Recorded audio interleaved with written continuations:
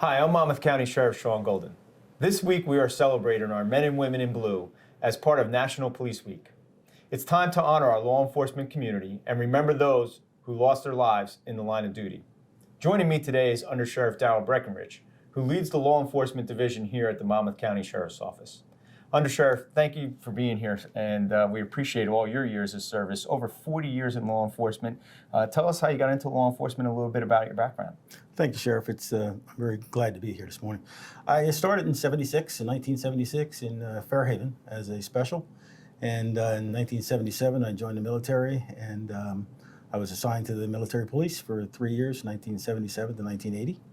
And then when I returned home, I was asked to be a county detective for the prosecutor's office.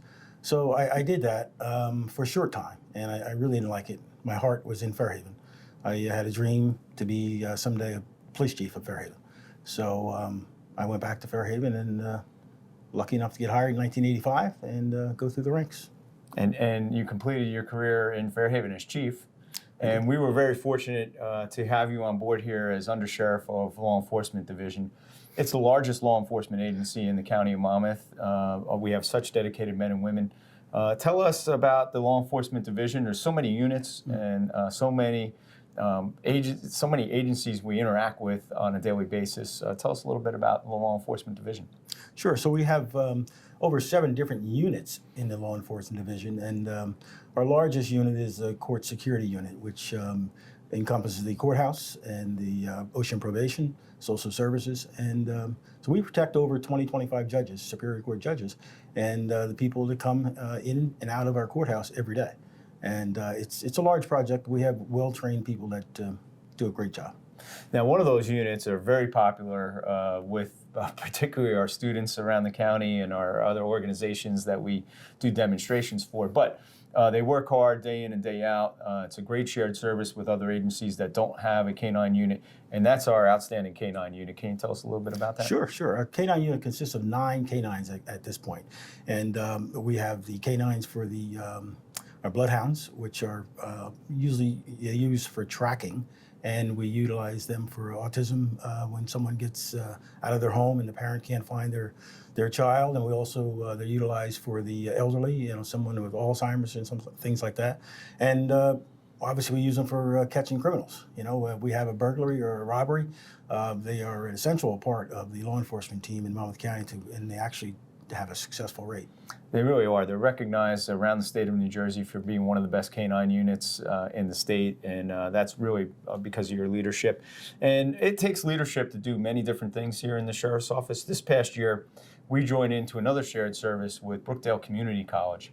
And Brookdale Community College is now secured, and we're responsible for all the campus safety over there at Brookdale, as well as our county VOTEC schools. Tell us a little bit about the Brookdale Community College security unit.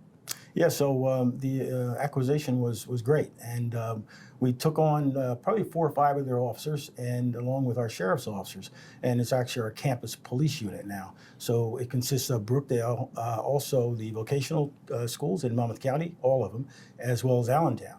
And what we were able to do, because of your leadership, was to help Brookdale get a lot of more training and protect the people that come and go from Brookdale campus on a daily basis. Brookdale was a good department. It was a small department, but under your leadership as a sheriff, we were able to provide many other aspects of law enforcement to them, including training. Yeah, it's been a great transition with Brookdale Community College. It's something that President Stout and our county board of commissioners, along with Director Tom Arnone, have spoken about for a little while. And listen, it's a cost-saving measure at Brookdale, but at the end, as you pointed out, all of the training that they'll get will pay off in the long run when we secure our students and our campuses, not just at Brookdale, but around the county. So we really appreciate all that. Listen, you run the law enforcement agency that has over 132 officers, again, the largest in the county. What are some of the challenges that we face? I know recruitment has been a little challenge, but tell us about some of the challenges our officers face out there. Yeah, so like you said, the recruitment is one of ours, and they retain the officers. and the training for them on each and every day, and resiliency. So if you talk about recruitment, under your leadership, we were able to have jobs fairs, go out in the community, go to some churches to just let them know that we're out there. And again, I'm very fortunate to be in my spot because you know what it means to be an law enforcement officer. And so some of the hurdles we have in retaining them is having a good contract. And over the last 2 contracts, we went from a $30,000 start to like a $50,000 start. Sure. And so our officers are like at $50,000 to $134,000 in a good period of time, where some departments and towns are increasing their years to get to the top pay. You actually decreased a couple steps in 2 contracts. So it's inviting for the new recruits to come into the Sheriff's Department. And as you know, right now we're hiring, and we've got quite a few to select from because of the recruitment. Sure. As far as the resiliency, and the training, I think training is number one. And the STARS building that was initiated by you was another great thing, and it allows everyone in Monmouth County to go through the STARS for virtual training, either the virtual, which is a 360 training for de-escalation, and just gives officers different scenarios that are really as real as they can be. And the Apex machine is another one. It is a new virtual machine that interacts the officer with scenarios as close as we can get to the real thing. And it's actually worked. And I know my time is short, but just to reiterate that, we had an officer 2 weeks ago that was going out to serve a warrant and a foreclosure. And the subject had a knife. And the officer was able to de-escalate the situation, recover the knife, and get the person to help at the hospital. So without that training scenarios, the situation may be different. And the training is just so important nowadays when we look at the defensive tactics. And it's another thing that you started. Our officers can go into defensive tactics on their own once a week, or actually 5 times a week, an hour. Each officer gives an hour and you give them an hour.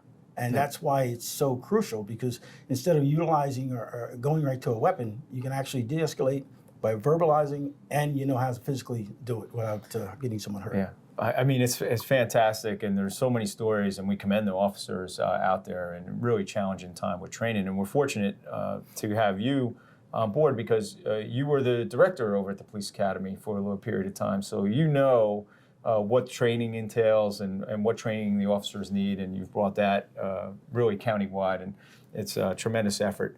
One of the things I want to talk about before we close out is the Unity Tour. It's, obviously we're recognizing law enforcement and the fallen officers during National Police Week. You have been on the Unity Tour down to Washington, D.C. Tell us a little bit about the Unity Tour and what that means to you and all the officers that participate in it. Yeah, the Unity Tour is special. If you've never done it, you really have to, because it really hits your heart.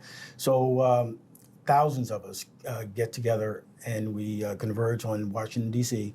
on Police Week, and it's the 15th of May.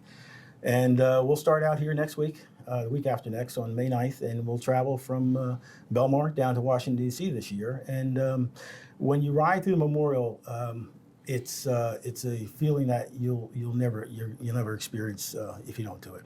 And it's just the experience of seeing all the parents, the siblings of people, fallen officers, just there to remember and to do something that give them something that they deserve. Well, we appreciate your service and more so your dedication to the Unity Tour and to raising awareness during Police Week for those fallen officers. A tremendous job. I want to thank Under Sheriff Darrell Breckenridge for being with us today. Really a tremendous organization we have at the Monmouth County Sheriff's Office, one of the best and premier agencies in the state of New Jersey. It's all led by Under Sheriff Breckenridge, so thank you. Thank you.